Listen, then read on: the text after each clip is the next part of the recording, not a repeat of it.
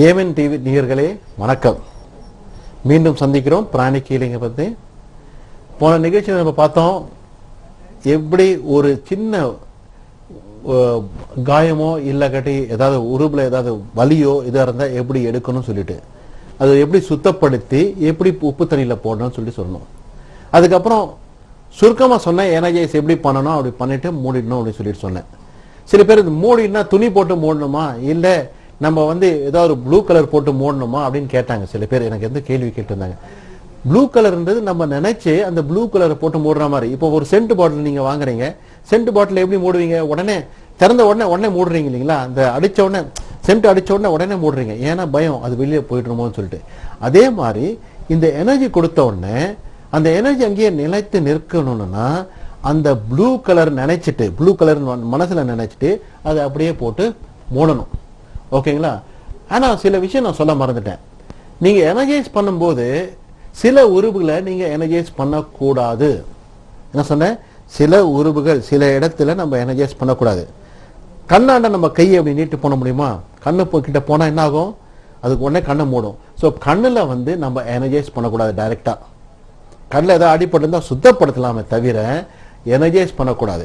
எங்கிருந்து எனர்ஜைஸ் பண்ணுவீங்க? கண்ணை பண்ணும்போது இந்த இடத்துல ஒரு சக்கரான்னு ஒன்று இருக்கு, இங்க இடத்துல எனர்ஜைஸ் பண்ணலாம். அங்க எனர்ஜைஸ் பண்ணும்போது கண்ணை மூடிட்டு தான் பண்ணணும். அந்த இடத்துல எனர்ஜைஸ் பண்ணும்போது கூட அதனால இந்த இடத்துல எனர்ஜைஸ் பண்ணலாம்.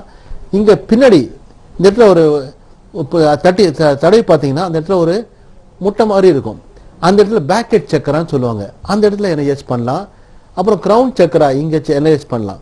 ஸோ இது ஆர் 4H சக்கரா இங்க ஒன்று இருக்கு. இந்த சக்கராலையும் நீங்க எனர்ஜைஸ் பண்ணலாம். கண்ணுகளுக்கு சரியாக்கணும்னா, கண்ணு ப்ராப்ளம் தான், இங்கேயும் பேக்கெட் சக்கராலும் எனர்ஜைஸ் பண்ணா போறோம். புரியுதுங்களா?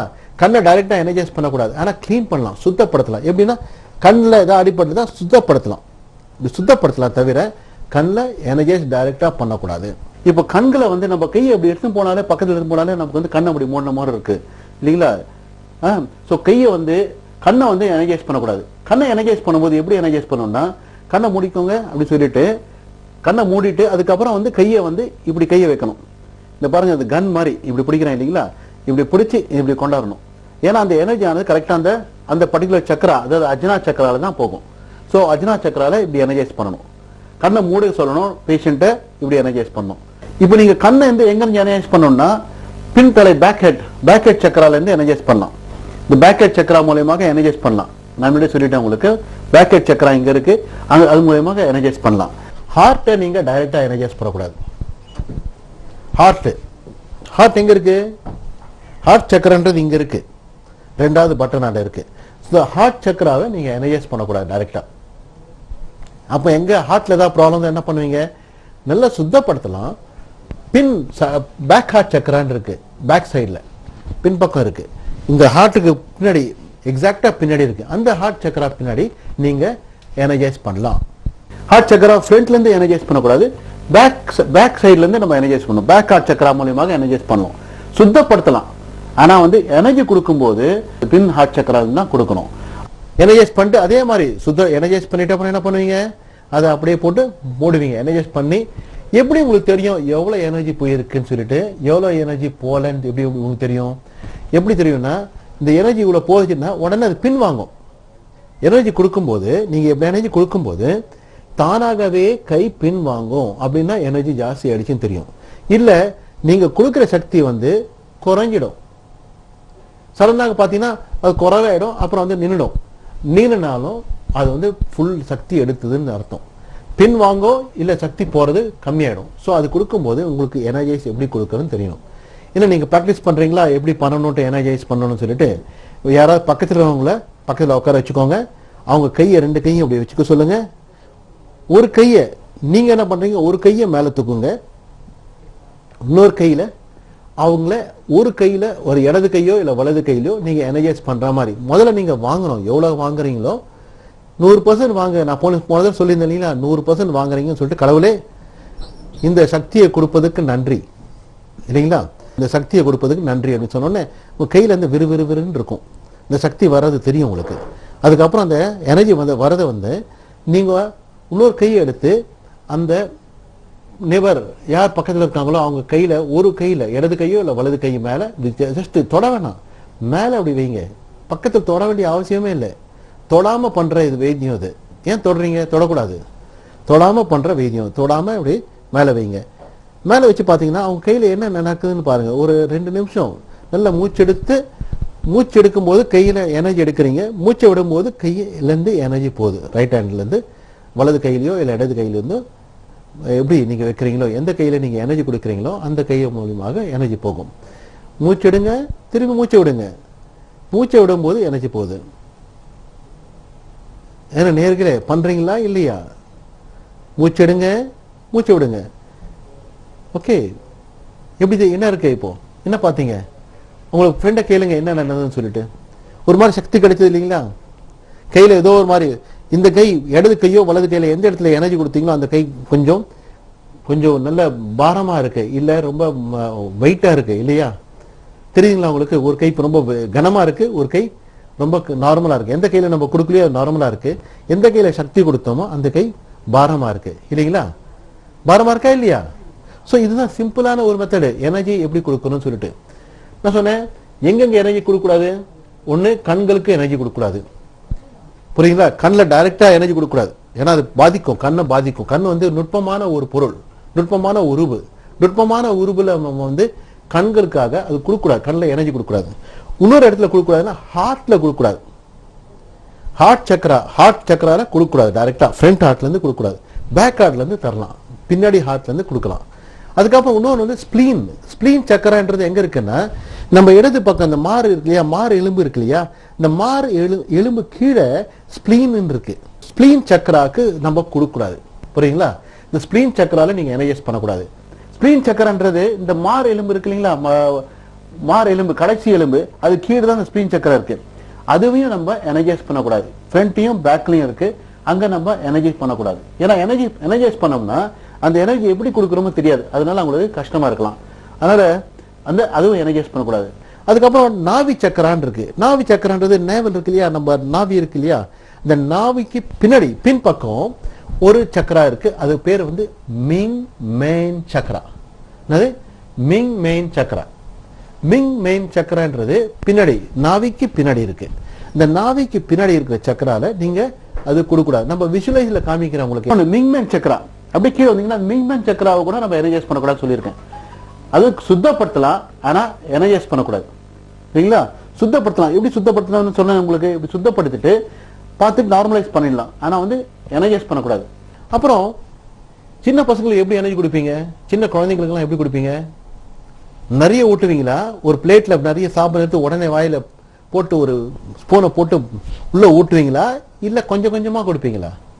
கொஞ்சம் கொஞ்சமா தானே கொடுப்பீங்க. அதே மாதிரி சின்னவங்களுக்கு கொஞ்சம் கொஞ்சமாக எனர்ஜி கொடுக்கணும். அது வந்து ஒரு 3 மணி நேரத்துக்கு ஒரு தடவை குடிக்கிறீங்க, இல்ல 1 மணி நேரத்துக்கு ஒரு தடவை பால் ஊட்டுறீங்களே, அதே மாதிரி சின்னதா கொஞ்சம் கொஞ்சமாக கொடுக்கணும் சின்ன பசங்களுக்கு. அதே மாதிரி பெரியவங்களுக்கு கூட நம்ம சாதம் கொடுக்கும்போது கொஞ்சமா தான் கொடுக்கணும், ஜாஸ்தி கொடுக்கக்கூடாது. அவங்களுடைய ஜீரண சக்தி எவ்வளவு இருக்கோ அவ்வளவுதான் கொடுக்கணும். அதே மாதிரி அவங்களுடைய ஏத்துக்கிற இந்த எனர்ஜியை வந்து ஏத்துக்கிற சக்தி கம்மி, அதனால வந்து கொஞ்சம் கொஞ்சமா தான் தரும். புரியுங்களா? சோ கண்களை நீங்கள் டைரக்டாக எனர்ஜைஸ் பண்ணக்கூடாது.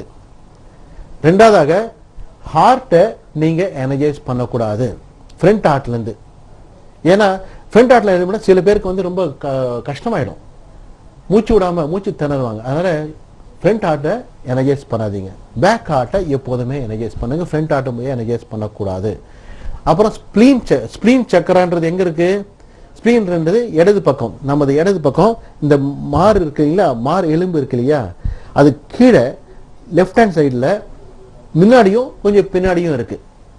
ஸோ இந்த 2 பக்கத்துலையும் நீங்க வந்து எனர்ஜைஸ் பண்ணக்கூடாது, அந்த ஸ்பிளீன் சக்கராவை எனர்ஜைஸ் பண்ணக்கூடாது. அப்புறம் நாவி சக்கராக்கு பின்னாடி, நாவி சக்கராவை எனர்ஜைஸ் பண்ணலாம். நாவிக்கு பின்னாடி இருக்கு பாருங்க, அது மிங்மென் சக்கரா, அதாவது முதுகாண்ட இருக்கு. அது நாவிக்கு டைரக்ட் பின்னாடி முதுகு பக்கத்துல இருக்கு. அந்த சக்கராவை நீங்க எனர்ஜைஸ் பண்ணக்கூடாது. அது ஏன் எனர்ஜைஸ் பண்ணக்கூடாதுன்னு அப்புறம் சொல்றேன் உங்களுக்கு. சக்கராவை பத்தி நீங்க பேசும்போது உங்களுக்கு சொல்லித்தரேன். அது எனர்ஜைஸ் பண்ணக்கூடாது, ஏன்னா பிளட் ப்ரெஷர் ஜாஸ்தி வரும். இந்த பிளட் ப்ரெஷர்லாம் ஜாஸ்தி இருக்கவங்களாம் அந்த நாவி சக்கரா இருக்கிற மிங்மென் சக்கரான்னு சொல்லுவாங்க. பின்னாடி இருக்கிற சக்கரா மிங்மென் சக்கரா. அந்த மிங்மென் சக்கரா பெருசா இருக்கிறதுனால பிளட் ப்ரெஷர் அதிகமா இருக்கும். இல்ல கம்மியா இருந்தா பிளட் ப்ரெஷர் கம்மியா இருக்கும். அது வந்து நார்மல் சைஸ் என்னன்றதை அதை நான் உங்களுக்கு சொல்லித்தரேன். அப்புறம் இந்த சக்கராவை நீங்க எனர்ஜைஸ் பண்ணக்கூடாது. எங்கெங்க எனர்ஜைஸ் பண்ணணுமோ அது நான் எங்கெங்க. அப்புறம் இன்னொன்று என்ன சொன்னேன், மீதி இடத்துல எனர்ஜைஸ் பண்ணலாம். இந்த அந்த 5 இது மாத்திரம் நீங்க ஞாபகம் வச்சுக்கணும். இன்னொன்று என்ன சொன்னேன், சிறியவங்களுக்கும் பெரியவங்களுக்கும் எனர்ஜி கம்மியா தரணும்.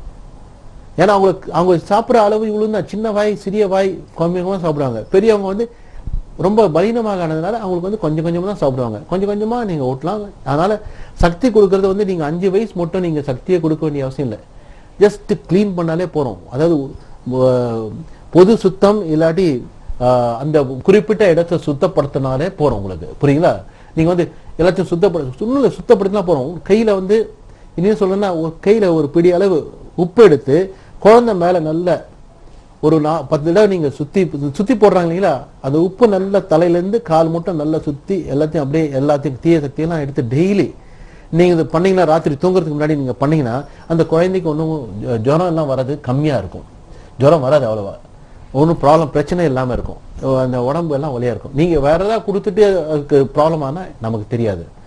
அதனால என்ன சொல்றேன்னா, இதை நீங்க பயன்படுத்திக் கொள்ளுங்க.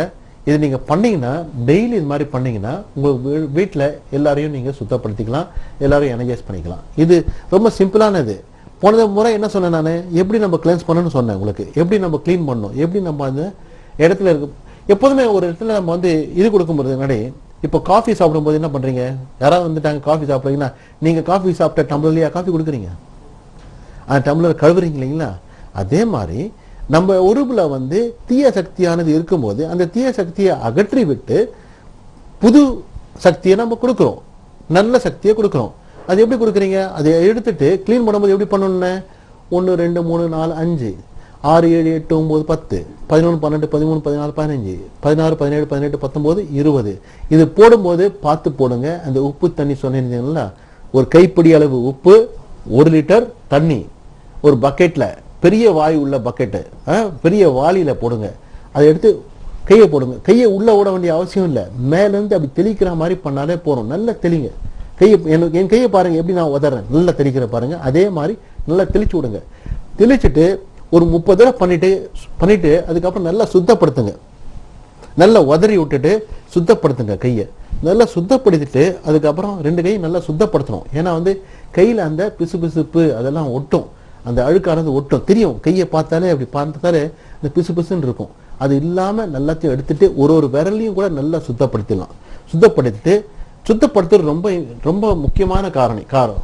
அது பண்ணலன்னா உங்களுக்கு அப்புறம் ப்ராப்ளம். உங்களுக்கு அப்புறம் கை வலிக்கோ இந்த வலியோ, சார் நான் ஒரு பண்ணேன், நீங்க சொன்ன மாதிரி நான் டிவியில நான் பார்த்து பண்ணேன் சார், ஒரே கை வலிக்குது, என்ன பண்றதுன்னு தெரியலன்னு சொல்லுவீங்க. அது சொல்லக்கூடாதுன்னு சொல்லிட்டு தான் உங்களுக்கு சொல்றேன். நன்றாக சுத்தப்படுத்தணும். கையை நல்லா சுத்தப்படுத்தி முடிஞ்சதுன்னா உப்பு தண்ணியில போட்டு கழுவிடுங்க. அதுக்கப்புறம் எனர்ஜைஸ் பண்ணுங்க. ஒரு உப்பு தண்ணி ஒரு வாளியில வச்சுக்கோங்க. இன்னொரு உப்பு தண்ணி, அந்த உப்பு தண்ணி இல்லை, இன்னொரு உப்பு தண்ணி ஒரு வாளியில வச்சுக்கோங்க. அந்த உப்பு தண்ணியில் நல்லா கையை போட்டு நல்லா கழுவிட்டு அதுக்கப்புறம் இதை பண்ணிக்கோங்க. அதுவும் பண்ணலாம். புரியுதுங்களா? அது இப்படியும் பண்ணிட்டு பண்ணலாம். அதுக்கப்புறம் எனர்ஜைஸ் பண்ணிட்டு என்ன பண்றோம், அதை மூடிடுறோம், சீல் பண்ணிடுறோம். என்ன கலர் போட்டு சீல் பண்றோம், ப்ளூ கலர் போட்டு சீல் பண்றோம். நீலம், லைட் நீலம் இல்ல நீலம் மாதிரி போட்டு சீல் பண்ணிடுவோம். ஓகேங்களா? இப்போ இன்னைக்கு என்ன சொன்னேன், ரொம்ப சிம்பிளான விஷயம். எப்படி எனர்ஜைஸ் பண்றதுன்னு சொல்லி கொடுத்துருக்கேன் உங்களுக்கு. எந்தெந்த உறுப்பை நீங்க எனர்ஜைஸ் பண்ணக்கூடாது அப்படின்னு சொல்லியிருக்கேன். எந்தெந்த இடத்துல பண்ணக்கூடாது, இந்த 5 இடத்துல எந்தெங்க பண்ணக்கூடாது, எது பண்ணக்கூடாது, கண்களை பண்ணக்கூடாது, டைரக்டாவே கண்களை எனர்ஜைஸ் பண்ணக்கூடாது, ஹார்ட்டை எனர்ஜைஸ் பண்ணக்கூடாது, ஸ்பிளீனை எனர்ஜைஸ் பண்ணக்கூடாது, மிங்மேன் சக்கரா நாவி சக்கரா பின்னாடி இருக்கிற சக்கரா, சின்ன சக்கரா, அது மிங்மேன் சக்கரா, அதுவை எனர்ஜைஸ் பண்ணக்கூடாது.